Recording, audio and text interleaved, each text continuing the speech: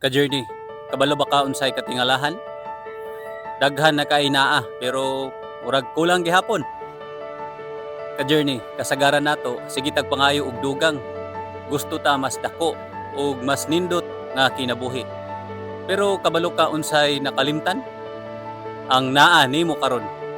Health nga naglihok pa ka, pamilya nga naa gihapon, ug chance nga makabangon kada adlaw.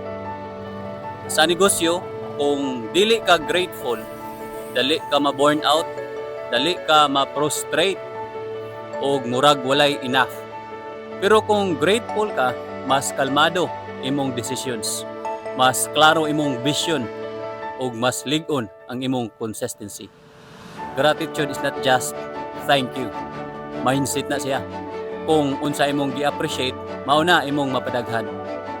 Ka-journey, every day you wake up, blessing na. Thank God. Dili lang kung naa kay nadawat, kundi bisan sa simple nga adlaw nga buhi ka. Ang tao nga grateful, dili pirmi kulang, kundi pirmi kumplito ang pananaw. Kung thankful ka sa kung unsay naa nimo karon, comment thankful o i-share ni para ma-remind pod imong mga ka-journey friends. Push yourself.